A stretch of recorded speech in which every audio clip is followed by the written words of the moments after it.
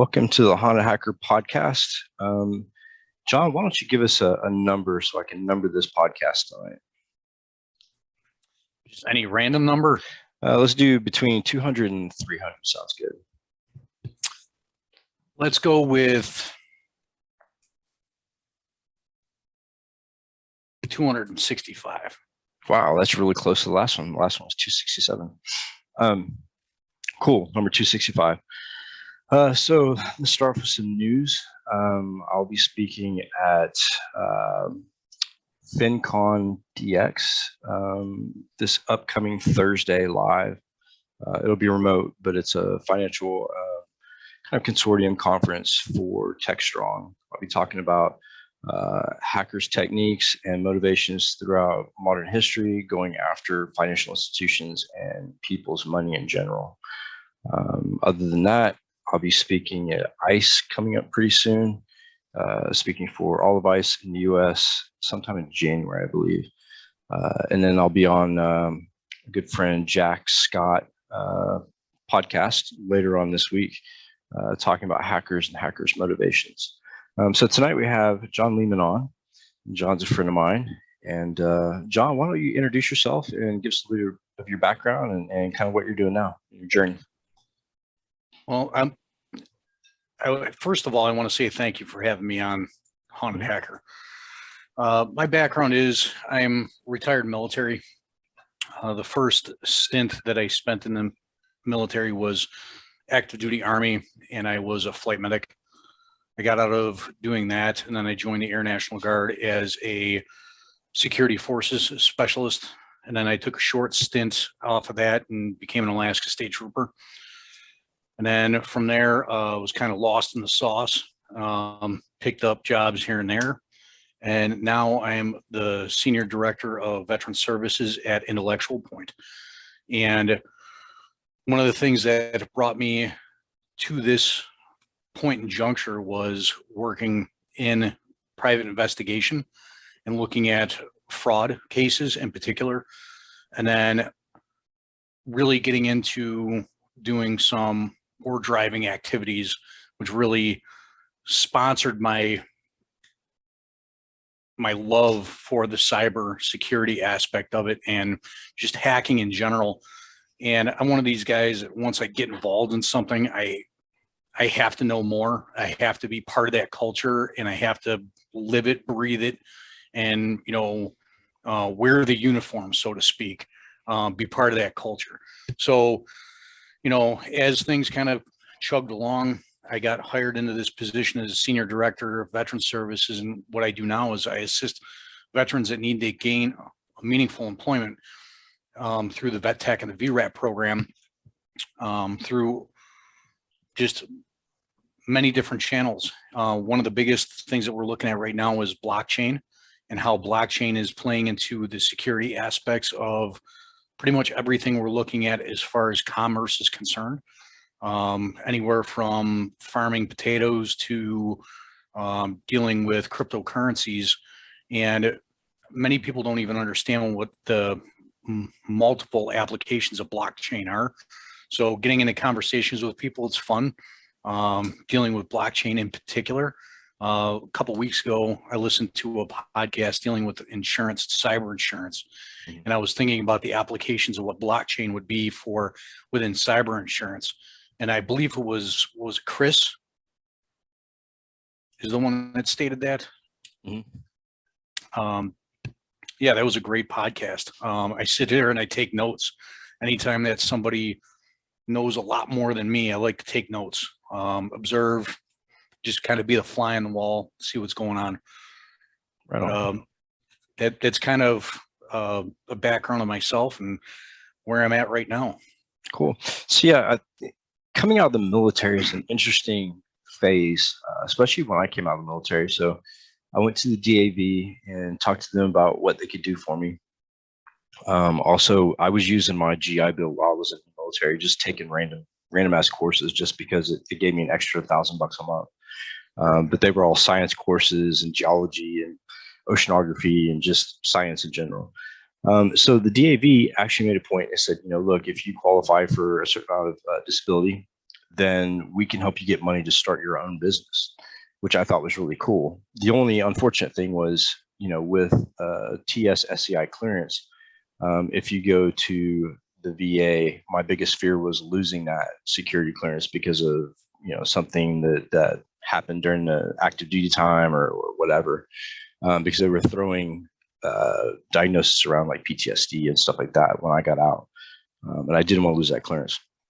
So I kind of had to, luckily I had been doing the things that I'm doing now before I went in the military. So I kind of knew where I was going to go back to. Not quite the right side of it, but eventually made it to the right side of it. Yeah, so I mean, I talked to a lot of vets. I talked to a lot of guys who are cross rating into cyber warfare rates. I talked to a guy who actually took one of my courses in the military, the one that I helped form the CTN rate for the Navy. So it's really interesting to see people transition. But I think even more interesting is what we bring to cybersecurity, as far as knowing the chain of command, knowing war rooms, knowing fast-paced, high-intensity type situations. Looking at ransomware and some of the attacks now, that's exactly what it is. It's like, detecting a weapon on a radar and a reaction. So I see a lot of the military guys actually fitting in well and actually blending in, just like everybody else, even though they don't have a background in that. They know what to do and theoretically how to form things and get things going in an emergency. So Alaska State Trooper, I mean, and I know most of the guys leave the military, like especially the guys that I was in with in intelligence, left and became cops. And I never understood that. Like, I know it's an easy transition. But what was your mindset going into law enforcement? Like, well, why did you pick law enforcement and not something completely off the grid? Oh my gosh, here we go. You open up a can of worms here. So my initial thought process was to go into something that was very paramilitary like, because when I got out of the Army, I was out literally 3 days and I could not stand being out of uniform. Hated it. Yeah. I was like, I don't know how to act as a civilian. People are looking at me weird when I say yes, ma'am, no, sir.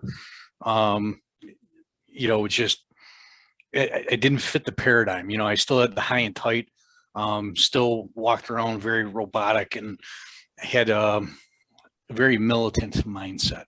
So I was out 3 days and then I turned right around, grabbed my DD-214, grabbed all my paperwork, went up to the Air National Guard base and then processed as a security forces, Air Force cop, if you will. And I have a desire to do investigations and look at stuff prior. So, when I did, you're familiar with the website, cybernights.us. They have like a little personality test you can do. Yeah. And it comes up and, big surprise, I'm analytic and I'm more inclined towards the forensics and analytics side of the house. I enjoy a lot of other things simply because I have a curious brain and I have that creative edge. If I can't make it, I want to brick it. And if I can't brick it, then let me try to figure something else to do with this piece of equipment. And, or, it doesn't matter if it's a shovel or if it's, a laptop, it's like, let me do something different with this tool to make a better pathway or a better job. But it was more or less curiosity that got me into doing the police work, is to answer your question. And also to kind of foster that esprit de corps and camaraderie that I so longed for out of the military and just never got. Yeah. Everybody that's a veteran can probably agree with me or emote with me on a very deep level that that's one of the major things that as a veteran, it brings a lot of sadness because we crave to have leadership. We crave to have Structure. that structure and camaraderie within a group where if you know that you drop something and I'm behind you, I'm going to pick it up and I'm going to hand it back to him and say, hey, this is yours, Mike.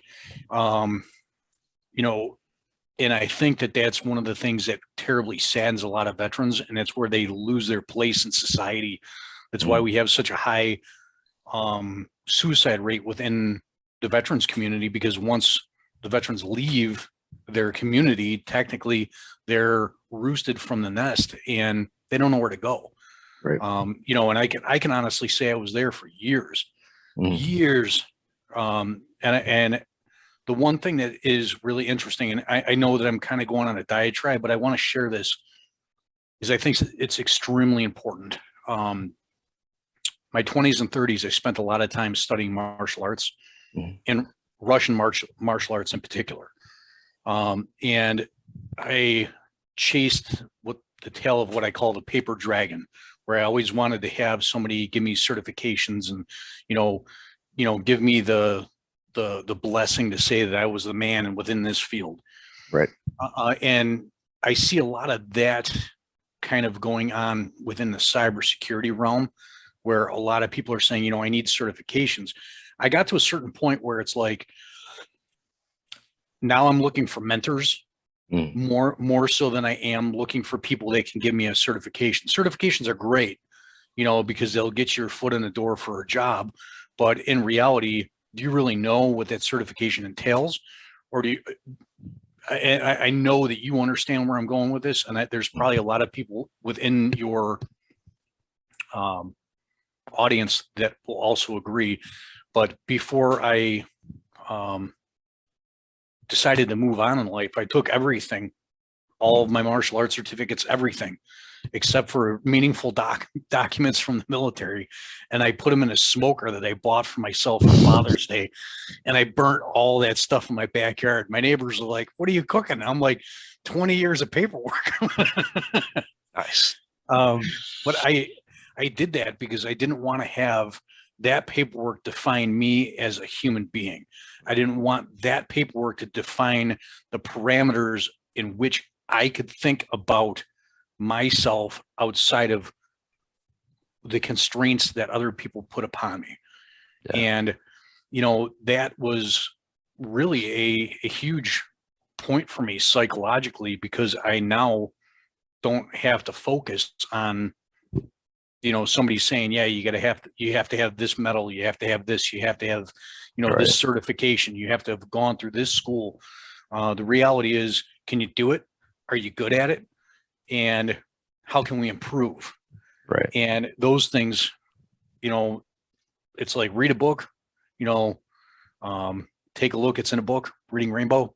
You know, you got to read, you got to surround yourself with positive people, and you constantly got to strive to be a better you. And the only way that you can do that is by doing that. Exactly. Totally. So, you know, I think in our environment, especially, you know, the highly politicized environment and very politically correct environment, it's hard to find those people that have what you want.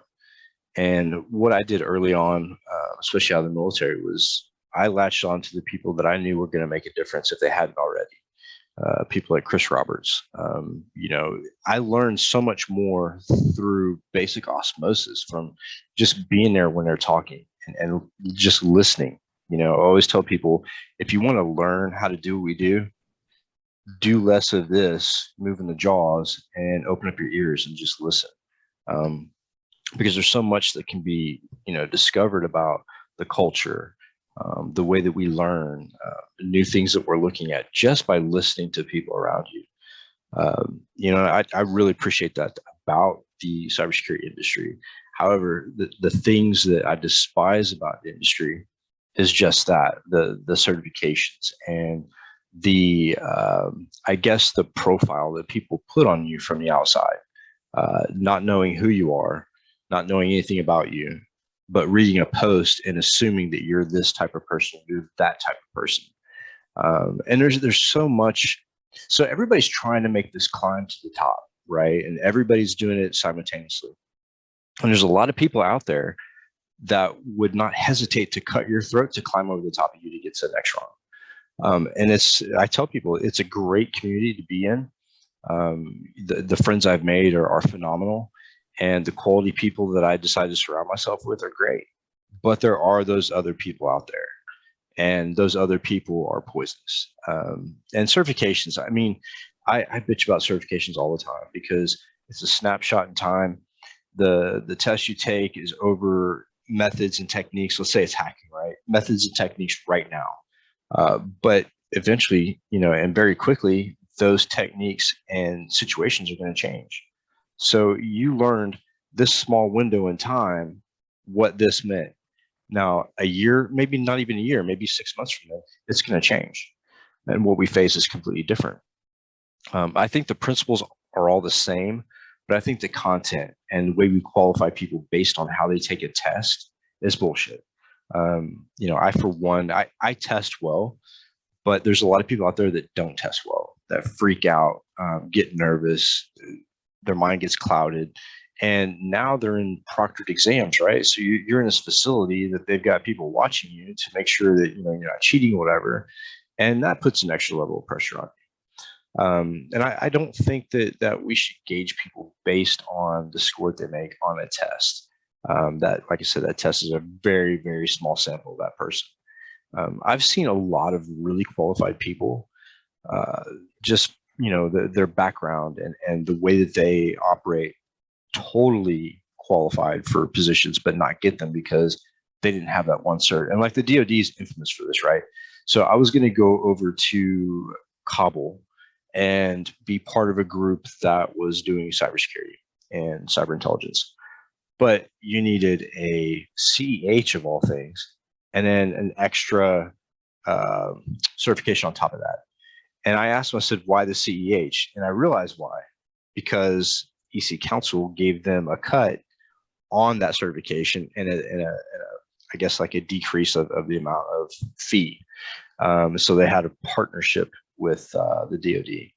And I thought it was really shitty. And when you look at EC Council now, I sure hope the Department of Defense abandoned that certification because that company is pretty corrupt. I invited the CEO of the company out to the podcast to discuss, the way that they certify and the content and what their certification means, but I got no response. So hopefully that conversation will happen someday. But as far as law enforcement goes, I too had that same thought of, well, I don't want to completely disconnect from the military. I even looked at Blackwater when Blackwater was still around. I looked at other paramilitary organizations to do intel and stuff like that. But it was like, do I want less protection than I had before and do the same job? Or do I want to find something else? So I decided to do something else. But I think as time goes by and we get these ransomware groups and the millions and millions of dollars that they're stealing, I see room for paramilitary type groups in cybersecurity. If we can't shut you down and shut your network down remotely, let's drop a few people in. Israel, I think, had the very first situation of that, where they got hacked and they just lit off a couple missiles and destroyed the building that they traced the attack to. Right. So I think when cybersecurity and cyber war goes kinetic and we start seeing infrastructure being attacked, I think we're going to see more room for those weaponized paramilitary groups and also the intelligence, cyber intelligence that goes with it. What are your thoughts on that? I actually agree with you on this in regards to going kinetic. And I think that there's certain things as far as, and I know that you've touched on this in some of the prior podcasts, like the last 2 weeks. And this really got my brain flown in this direction. So I'm actually really glad that you asked the question. We need to stop being so willy-nilly with policy and look at exactly what that line is, and stop mincing words and stop dancing around. Because when it comes to critical infrastructure systems, particularly with water, electrical supply, things like this, where hospitals, And, you know, dealing with, well, with hospitals and triage in general, if you look at most hospitals in the United States, most of them do not have open fields next to them.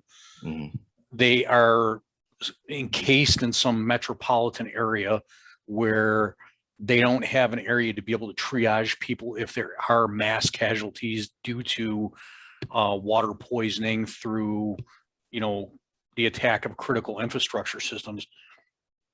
So there needs to be a definitive line that is drawn that says, if you do this, then you get this. You know, there's no more beating around the bush.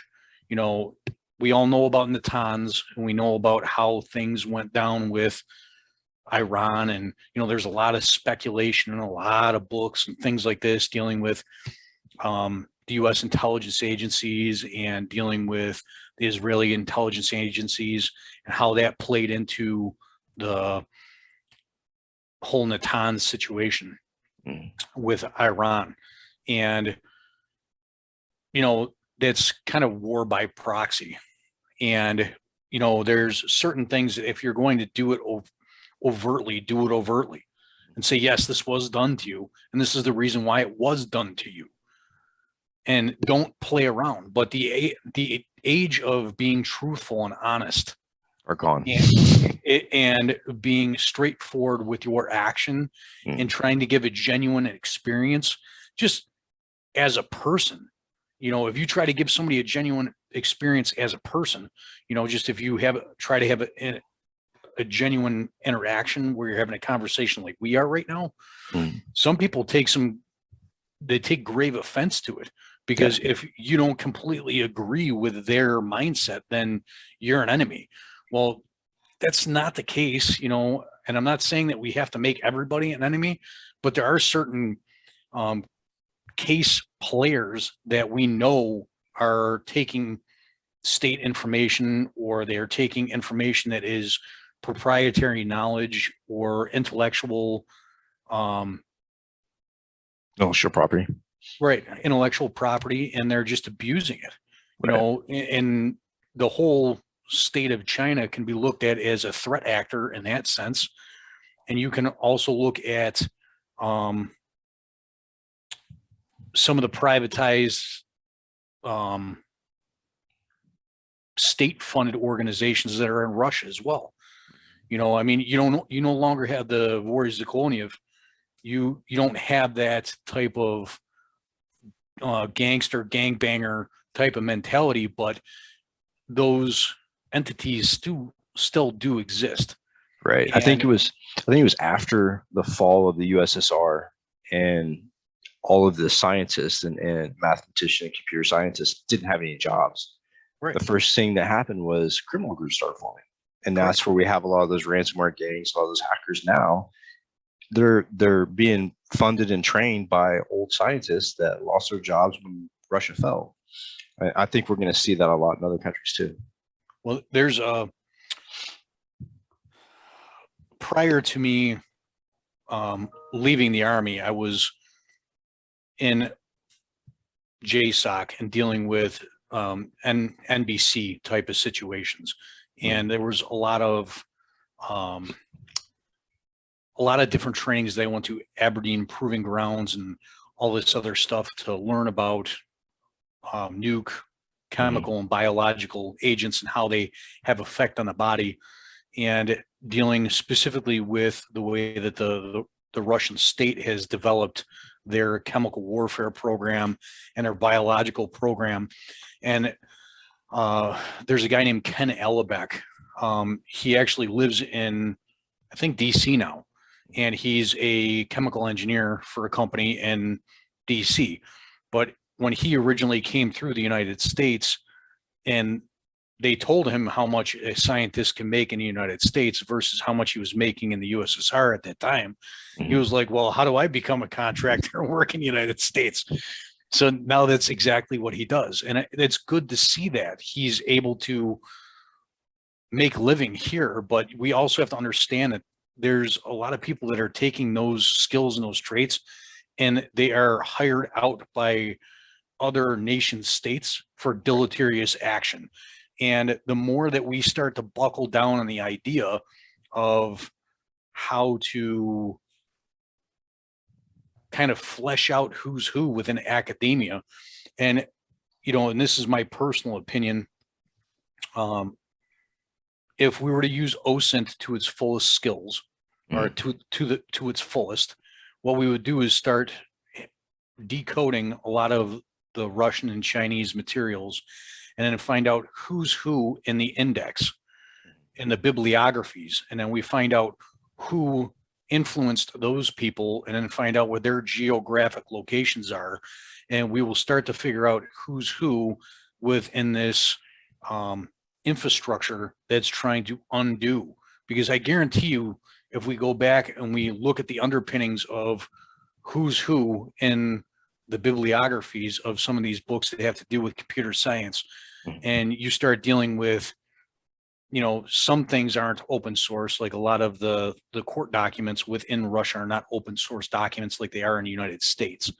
That you have to be part of the state to have access to those, whereas in the United States, it's not like that. You can get on Pacer, you can get on one of these other websites and find out criminal activity. But if we were to look at that and kind of flesh that out with both Chinese, Russian, Iranian, you throw the threat actor in there. I mean, there's a lot of threat actors that are coming out of the Philippines right now too, that have links to Abu Sayyaf.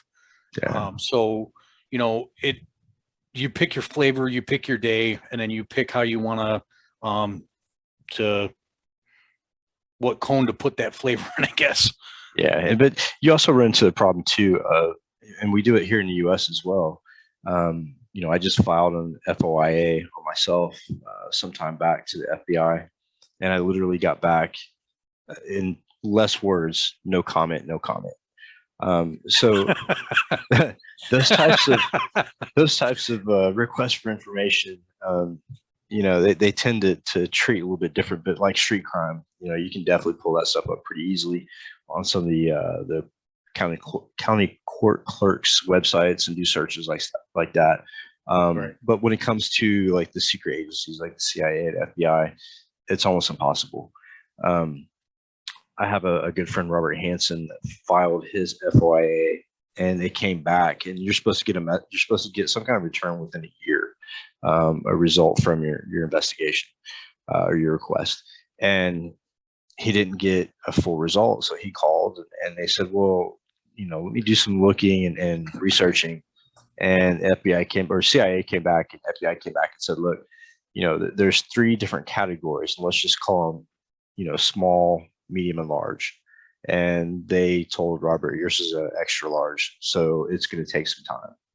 And so my question to him was like, so while they're taking that time, do you need to continuously file FOIAs to see if anything else has been opened up? Like, the whole system here is so convoluted and diluted and bullshit. Like, there's no real way to find out information about yourself and what information they're holding on to. And with the KGB, I mean, when you look at the way the USSR fell, and now it's being ran typically by the KGB. I mean, Putin's a former. Well, I say former. Nothing's really former, but he was part of the KGB. They do have a secret type of government. I got approached by a company out of Moscow not too long ago, about a year ago, almost a year to the day, and they were a security company, cybersecurity, and did pen tests. And they want to extend their market into the U.S. And I thought, I don't know about this. I rarely get approached by people from Moscow to do work. So I started doing some OSINT and found out the guy, at one point the CEO had worked for the government in economy. So, I mean, there's a couple things that raised red flags, and there's a couple things that didn't. I talked to some of those guys that he worked with that were pen testers. Their knowledge was legit. But it was still kind of like on the edge of being shady, so I still entertained the conversation, went along with it. And I wouldn't mind doing pen test for him. Although I think if I do, I'll probably end up in prison. But it was really interesting to see how they operate. And when you talk about some of these people that have been in the bibliographies of these books, computer science. We did the same thing. We do the same thing here in the US when it comes to looking for the root of something, right? Unfortunately, our government likes to do it to each other. And when we did that against the Clintons, we found out that they had Marxist, I guess, ideals and influences from their college days. And that's what they truly believed in, was Marxism. And that didn't go over very well when it hit the public. But I mean, our country is such a mess right now, politically, organizationally, financially, health. I mean, it's a complete disaster. I remember when I left for Europe, before I got exiled for a couple of years, this country wasn't the same as it is now. And when I came back, I didn't even recognize this country. People were just acting just absurd and storming the Capitol on January 6th. Like, I don't know what happened in the 2 years that I was gone, but all hell has broken loose. And so, to be fair, they're trying to do the right thing. But I don't think the amount, you mentioned this, that the amount of honesty and people being genuine from the government side to the people, I don't think that's there. I don't think we're ever going to get that back. I had a phone call today. We were talking about this. I had a client that the FBI contacted and said, hey, look, you're on a ransomware hit list. And that's all they would tell them. Wouldn't tell them who the threat actor was, wouldn't tell them their method of operation or the vulnerabilities that they look for to get in, wouldn't tell them anything. And I thought, that's kind of bullshit, because they know, and that they obviously have the list. So they know which group it is. And by that, if I just had a group name, I could tell you what vulnerabilities they exploit and their method of operation and what servers are going to go after for first. So here we are trying to prepare this customer for potentially being compromised and losing a lot of money. And the FBI is sitting on information that they won't give people in the industry. And it kind of pisses me off, because it goes back to, it's a one-way street, and it shouldn't be that way. If I'm a CEO of a company and they have knowledge that I'm going to get compromised, I have a right to that. I think as a citizen, as a business owner, I should be able to get that information to protect myself. By showing up and saying, hey, you're going to get attacked, good luck. It's basically like, fuck you. We're not helping you, but by the way, you're about to get your ass handed to you. And I think I talked about this on an interview in Oklahoma City with Techstrong, is that we're not going to change the FBI's mentality. We're not going to change the way the government works. They work in secrecy and they work behind curtains. But we have to produce a framework so that by chance they decide to give us that kind of pertinent information, we have a way to filter it in, some kind of framework, some way to get it to where it needs to be within the industry. And I think as an industry, we need to quit being so quiet when it comes to being breached. I always tell people some of my best success is understanding some of my biggest failures. And by companies exposing themselves, saying, hey, this is why we got breached, this is how we got breached, and we fucked up, that makes the whole industry better, because nobody's going to make that same mistake again.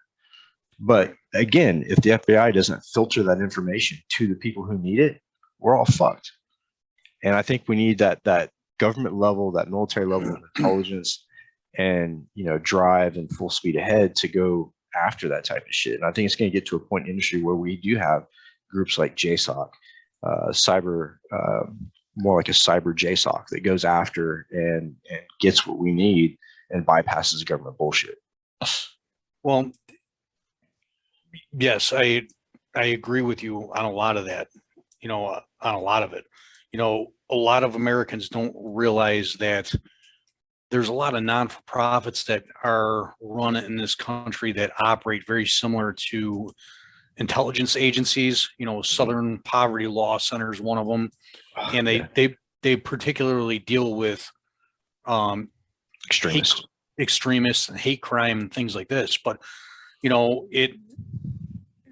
not to go on this whole Orwellian 1984 trip. Oh, we're past that. We're past that already. But I think what is going on now is groups of people are starting to get together that are like-minded. And you see this, on Quora, you see this on Reddit, you see this on even on Facebook, Wastebook. Yeah. I mean, and you'll probably end up seeing it in, Meta or wherever else. But, back in the day, it was chat rooms and people that would get together that liked, MMA or liked computing. You get into a particular chat room and then you would talk on a thread about how to do X, Y, or Z. Right. But, things have come full circle. And, with the advent of COVID going on, there's these small pockets of people, and that's what they are. They're small pockets of people. They're people that are like-minded, that are continuously throwing ideas around in a way that is creative, incisive. And I think it can be very beneficial if these entities or these groups started working together in a way where, if you are part of a hacking group, so to speak, and you don't have to be a black hat hacker, but you can be somebody that has hacking skills. And if you see something and you say, hey, this is a trend that I've seen, they should be able to come to you and say, hey, Mike, this is something that I've seen. Have you seen this? And you'll be like, no, I haven't seen this. Or, yeah, actually, I've seen this before. And, sharing intel in a way between different citizens can mean a huge difference. I mean, we've seen this with, Semantic and some of the ways that they were breaking down some malware a couple of years ago, and they had to bring in other folks to assist them to break down exactly what that malware looked like. So, I mean, in the underground, we have like hacking groups. They do share intel. Matter of fact, we share exploits and we share, targets, in the underground. I mean, there's forums dedicated to selling these targets. Right. And people communicate and barter with each other. It's a whole economy. It's a whole civilization underground, right? And where I think the people on the other side of the fence fail is they keep dividing people. They keep division going because they know that if they create division, then that's less power they have to deal with. They're so worried about themselves that they fail to see that everybody else is struggling. Right. Now, it's really cool that you state this, because there's some stuff that John McAfee said that's absolutely insane. The guy was just off the chain most of the time. Yeah. But he said a couple of things that really was absolutely insightful. And a lot of it has to deal with culture and how we deal with ourselves within a cultural context, and how we're going to apply ourselves inside and outside of our cultural contexts. And what you're talking about is a cultural context. So if you have these people that are on this side of the house and they feel that they're in the intelligence community and they're siloed, and there's the FBI and they're siloed, and then you have the ATF and they're siloed, and here's the US Marshals and they're siloed. And you can't have that between interagencies. I was just speaking to a firefighter, and this is just a firefighter, and I was asking him about joint exercises between him and the sheriffs and the police departments and everything else. And he said, we were trying to do a vehicle rescue, and, they were just retrieving dummies, but they were going to use the jaws of life and do everything else to get the person out of the vehicle, so that way they could get some of the newer firefighters trained on this. Right. And they said it was just terribly difficult because the sheriffs and the police department and the state troopers were all involved, and they all were arguing on who was going to take the lead. And I looked at them and I said, well, who was in charge of the FEMA and running the aspects of emergency management through FEMA? I go, each of you guys should have had that. He goes, we were. I go, then you should have taken the lead. He was like, that's what we said, but they didn't want a firefighter to be in the lead. They wanted somebody that had a gun and a badge to be in lead. So it's a lot of this political red tape that you run into. And on the political side of the house, it's not even like you had mentioned a couple of things earlier. And the only thing I wanted to do was like grab America by the ears and scream in its face, term limits on every senator and congressman. You know, Right. I personally don't feel, and this is, you know, this is my personal opinion, so take it for what it's worth. I don't think that a congressman and or senator should be in a position for more than that of a president. So Yeah. no more than 4 years. And I don't think anybody that's a judge, and this goes for any judge. Yes, I'm speaking to you, the ones that are of the bar. You shouldn't be in there for more than a year.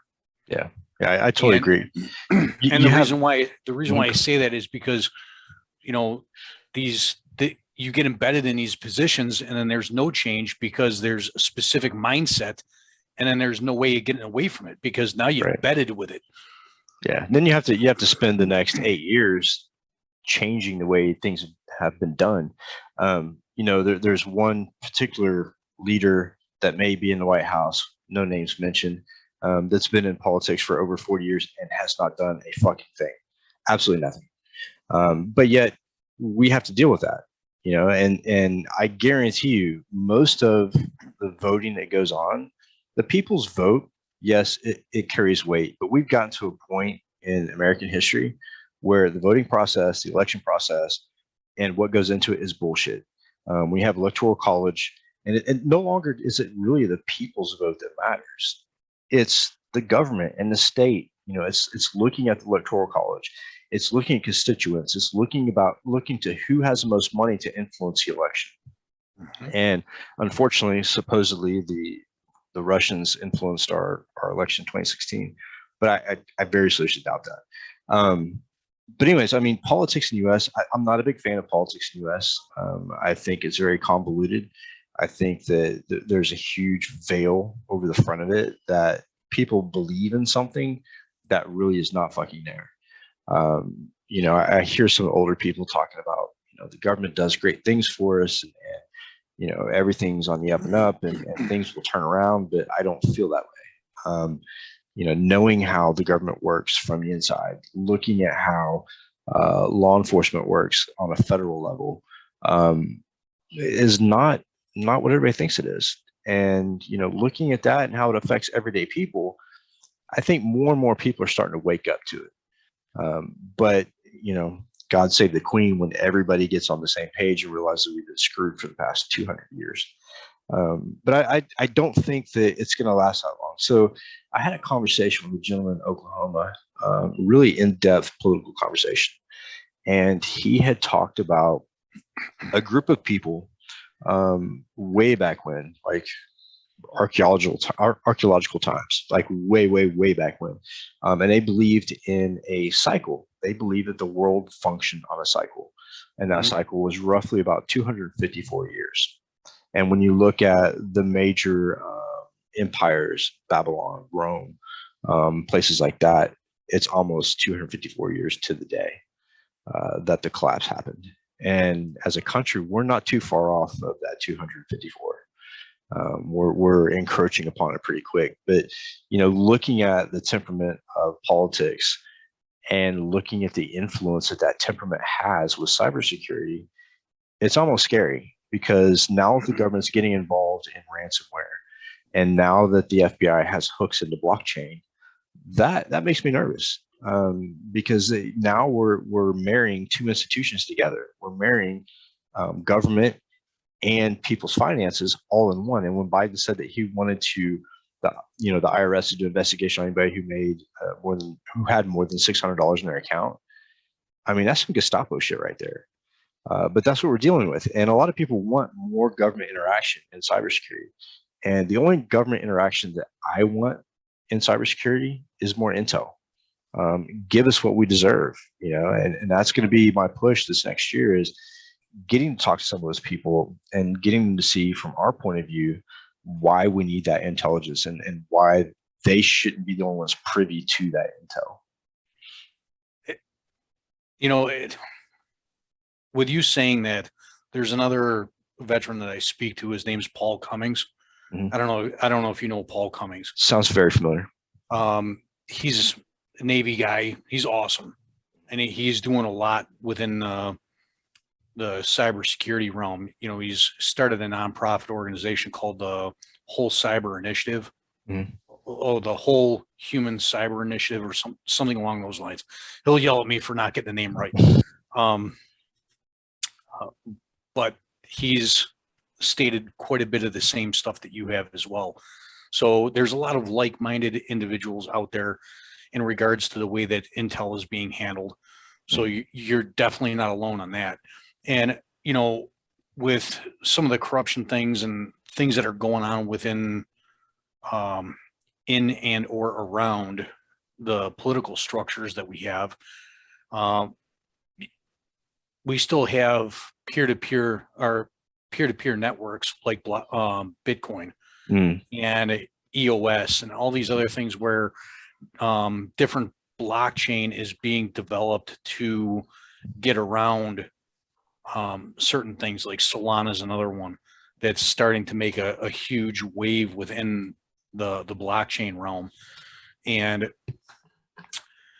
you know, with the hyperledger and smart contracts and all this other stuff. And a lot of people, I think, are starting to get really weary of what's going on with blockchain because they don't want to get put out of a job. You know, if you can have a computer engineer undo or usurp what a doctorate, a Juris Doctorate has done in fancy language that's just legalese, and you come up with a smart contract and you say, you know, if or else, you know, and you deal with this definitive language and, you know, it's Boolean in nature, you really can't get around it because now it forces a person's feet into the fire if they've done wrong. Mm. And that's not what our system has been based upon. It's been based upon people being able to just skirt the system, Right. you know, and it's But has it really though? Has it been built that way? Because in my eyes, the way that people learn to skirt the system is watching the people who built it skirt the system, and those are the government types and the political types. So well, it seems like it was engineered to be skirted. It's a double-edged sword because almost everybody that's within the government structure is a lawyer they're lawyer by trade. Right. So Right. they get in there because they're barristers. You know, and I'm using that term for a specific reason. They're barristers, Mm. you know, and that's when you're doing shady action at the bar. Mm. And, you know, this is and or around the bar because they all congregate around the Supremes Mm. and they try to get certain actions to happen at the largest level of our government, which is the Supreme Court. And that goes with money. A lot of that's money and correct, being contributed. Correct. You know, so it's all lobbyists and all this other stuff that goes along with it. You know, but that's like what you discussed is if you're dealing with Intel and you're dealing with Intel on a big level, you have to have a good insight as to what politics are and how that falls into what the Intel structure is, because essentially you have to know what snakes you're going to have to bed with to be able to get the right venom that you need to close the case. Oh, for sure. And, you know, you have to know your vipers and you have to know who your cobras are and you have to know, you have to know who your snakes are. And not all snakes act in the same fashion because they don't come from the same environment. Mm. So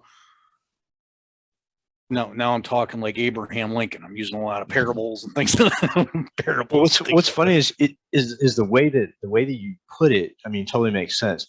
And here's another thing to consider too: is so the FBI won't give us the intel that we need to protect companies. However, when they have an operation that they need help from somebody that they may not have the skills, which is most of the time, to do a certain portion of an operation, they'll go external and get someone like me or someone like Chris or whoever to fill in that function for them. But yeah, our industry is not, we don't get that two-way street. And I know that people are going to say, what about the InfraGard? What about the InfraGard? Tell me once when InfraGard was actually functional in stopping a breach. To my knowledge, zero. And I've been part of the InfraGard, and it was not something that was a two-way street at all. It was all about what business can give to the FBI, what they're seeing, what they're communicating back and forth. They give to the FBI, and the FBI gives you absolutely nothing in return. So yeah, there's so many gaps in the way that we do business, not only as a government, but as an industry. And now that our industry is getting closer and closer to being functional part of that government, it's really terrifying for me because, looking at the diversity that it takes to run an operation or to do cybersecurity effectively, a lot of that diversity is going to be taken away because the government is not known to be a very diverse place. It's very, one-tracked, and if you don't fit a certain mold, then you're probably not going to be allowed in. I know for a fact that with my history, the chances of me getting into the government and getting a clearance is probably nil. So, you throw away that diversity and that knowledge right there. And I hope that doesn't happen to our industry. But I kind of see it going that way. Well, yes, that may be true, but you could be a CEO and then you could be an oligarch, and then it doesn't matter. I mean, right. Figure out something where you're the next Jeff Bezos. Let's get this going, because Amazon has a huge pie piece of what goes on, logistically within our country right now. Google also logistically has a lot of information, and Elon Musk is starting to climb that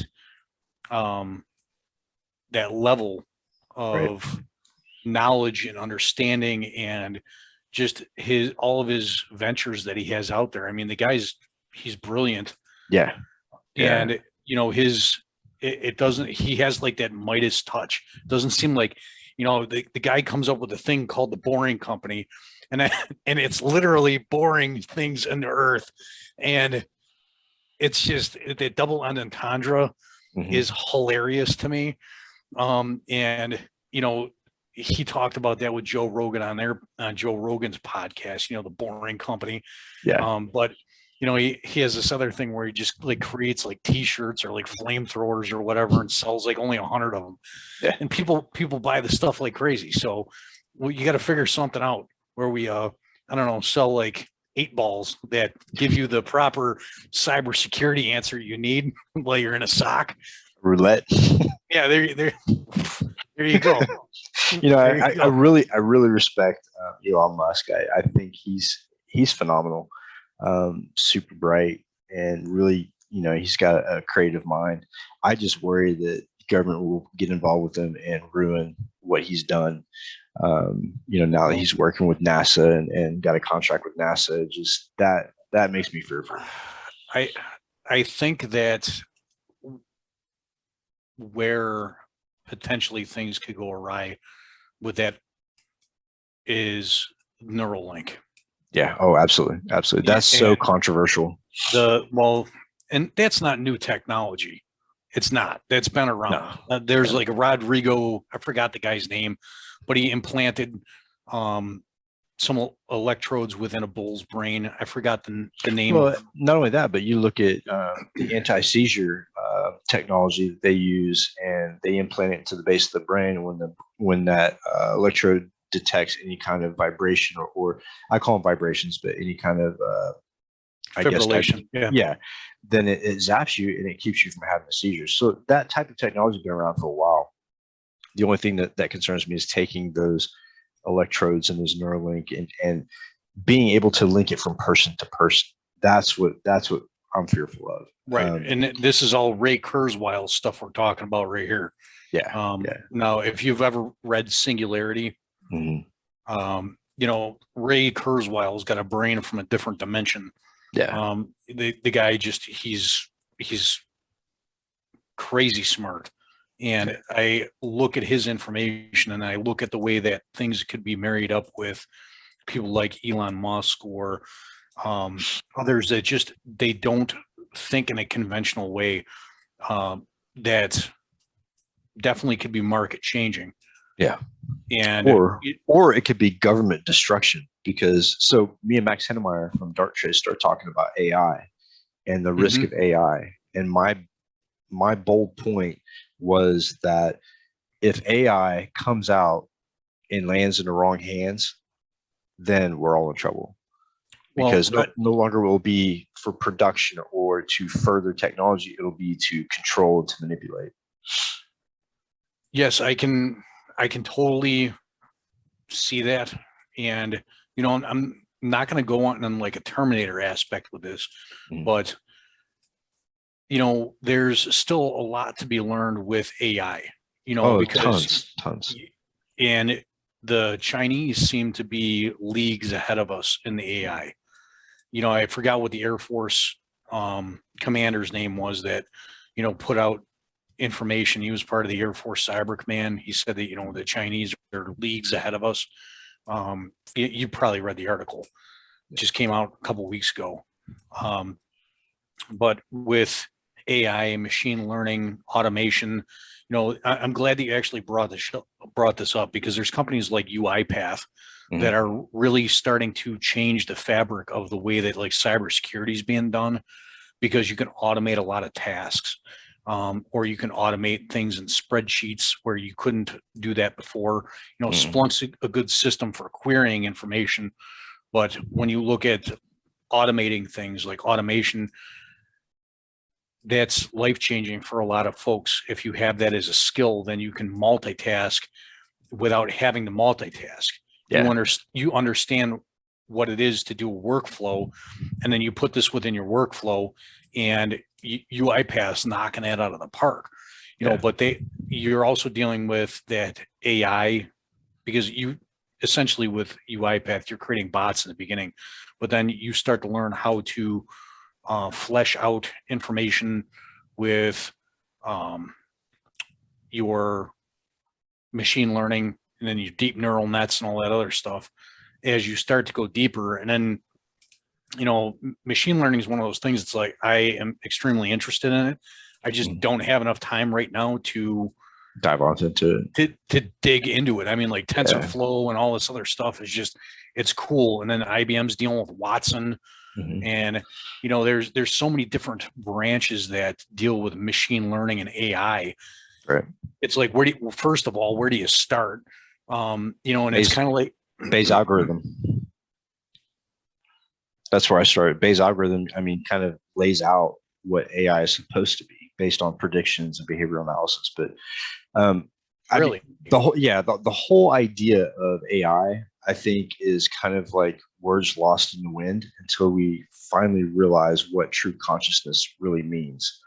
So I don't think and we talked about this as well on earlier podcasts, I don't think we'll have true AI until we figure out what true consciousness is. There's a lot of people with various different theories of what consciousness is, what does and doesn't have consciousness, and to what extreme or to what deficit. But I think once we understand how the brain works 100%, and the fact of, what makes us a conscious being, I think then we'll have AI. And the podcast cat is just driving me nuts right now. Sorry. So with that being stated, what do you think, or what do you feel consciousness is? It's hard to tell. There's sometimes when I see things in a different way that I think is that consciousness, or is that imagination? Is that creativity, or is it coincidence? Right. So there's a thing called remote viewing, and a lot of people saw the movie Men Who Talk to Goats and think that it was a bunch of BS, but it was actually a government operation, and there's a lot of people who have that inherent capability of remote viewing. And there's been I kind of toyed with that a little bit and dove off into it, and it brings to question another part of consciousness. So is it just a conscious being here, or is it kind of a universal consciousness, right? So I'm residing here, but if I focus and I think of another place, can I actually see something that's going on there? Or can I pick up something from there? So, the idea of everything being connected on some level of consciousness, I totally agree with. I think that, it was right after 9/11 that the scientists had put these nodes all over the world, in different regions and at universities.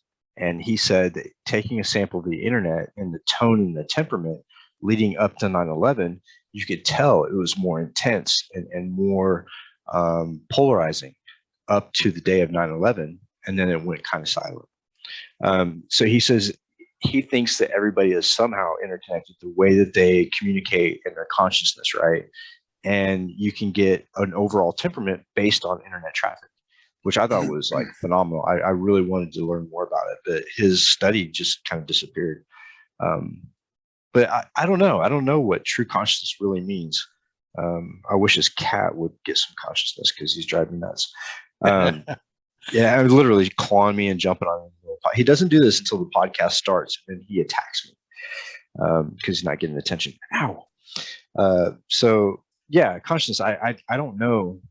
To be honest, I don't know what that truly looks like. And I've heard theories about constructs that we live in a construct. So many different theories. And to be honest, nobody really knows. I mean, we only know a small percent about the brain and its overall function. And I don't know what it's going to take to get that other 90% and realize how everything works together. But I think it's going to happen within our lifetime. I think that for sure. There's a Christian pastor. His name was Chuck Missler. Messler. Chuck Messler. Mm-hmm. And Chuck Messler had he preached about the fourth dimension and how that would look to like two-dimensional beings. So he goes, the easiest way to do this is to break it down like a kid would break it down. And if you'd have two stick figures that are on a sheet of paper and you put your finger on the sheet of paper, it would look like a ring of human flesh had shown up on the paper. It wouldn't look like the tip of your finger, or if you were to pass your finger through, it would just get bigger and bigger and bigger because you don't get to see everything that's around you. So with that being said, and you kind of look at mathematic models and things like this, I look at things as kind of being a transparency overlay. And I view the world in a biblical aspect. So this is tenets of my faith. So you look at things in three tiers. So you have your soul, your spirit, and then your physical being. And if you looked at the way that the dimensions go, you can also look that each of those entities, I'm going to say entities, could be in different portions, within the spiritual realm. And when you're dealing with remote viewing, in particular, and I also think that this, to some extent, plays within cyberspace as well, because if you look at certain threat actors and the way that they code information, and you've dissected malware, then you'll know exactly who that person was that wrote that code. Right. Even though you might not know that person, you know that person because you know them intimately, because you've touched something that they've been creative with in a way that no one else has interacted with that material before. Right. So it's kind of like when you go to an art gallery and you view Salvador Dali, and you see a Dali in a book and you're like, oh yeah, it's an amazing painting. But then when you get up real close and you see the finite detail that's put into that painting, then you realize the mastery of that person that painted that, right. And you don't realize that until you get up close and personal with the material. Yeah. And, you have moments to look at it and digest it and take it in.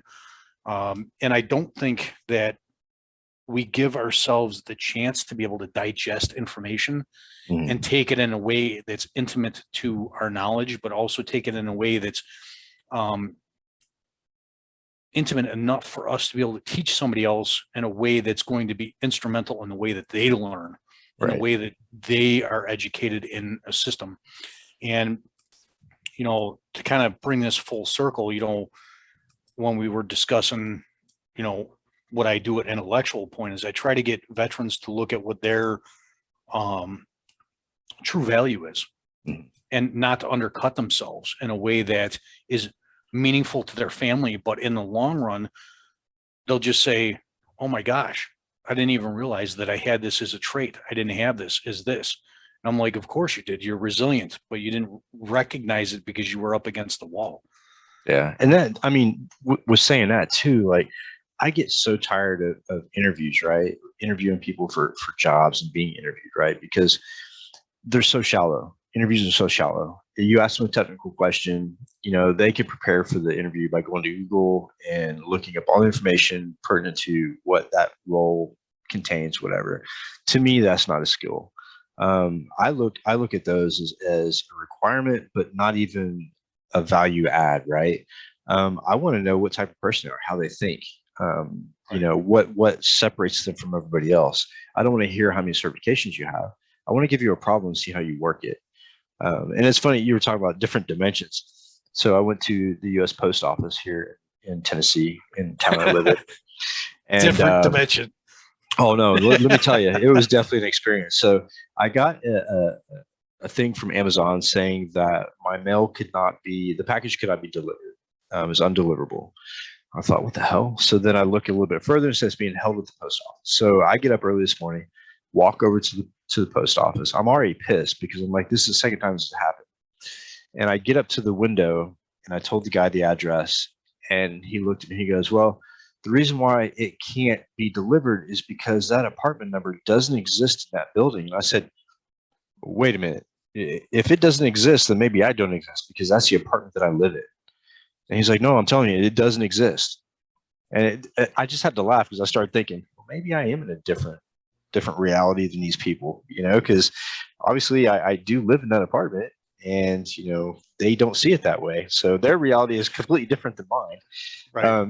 But that, I mean, just that brings up another point is the fact that the brain only sees what it's conditioned to see, right? So in that, it's based on past experience and what we think about as logical assumption. So let's say there are other things on this realm that are new or something that we haven't experienced. Our brains are going to matrix that and put it into a slot of something we have experienced or something that we are expecting or predicting. So, I mean, there's a lot of scientists that think that there's other things going on around us, but our mind can only conceive based on past experience or prediction or behavior what it's supposed to see. So what we see, like, let's say the cell phone, right?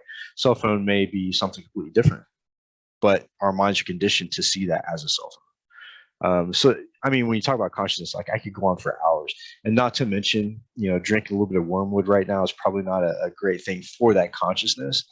But it's completely legal and it's a good drink.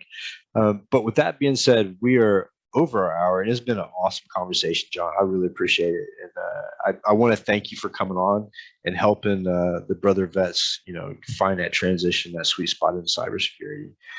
Before we go, are there any questions you have for me about the group or the, you know, the Haunted Hacker podcast or anything? Just those that are your listeners. You know, if you are a veteran and you want to get connected with me on LinkedIn, please get connected with me on LinkedIn. If you are within the hacking community, I'm looking for mentors. I'm looking for people to kind of teach, mentor, and mold me along the way, because you can't become better unless you have the right people around you and the skill set to be able to push you in that just right challenge. So, that's pretty much my big ask. You know, just get connected and connect with me and then build conversations and relationships that matter.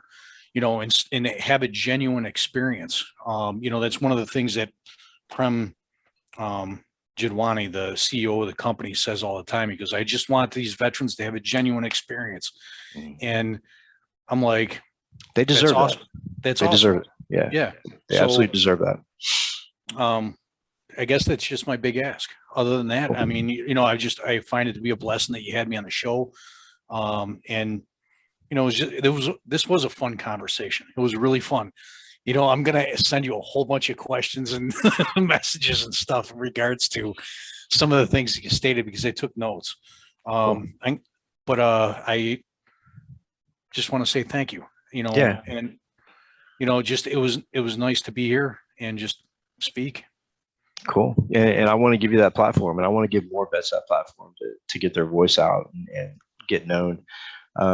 So yeah, let's do this again sometime, and let's have a podcast about Wi-Fi and war driving and some of the wireless technology, like, I don't know, GSM. We'll dive off into some cell phone hacking.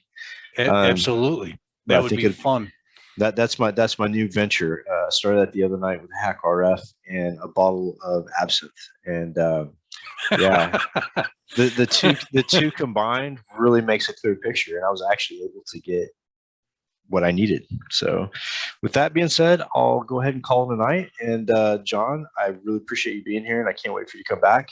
And for everybody else, thanks for listening, and we'll talk to you soon. Thanks, Have a good John. night. You too.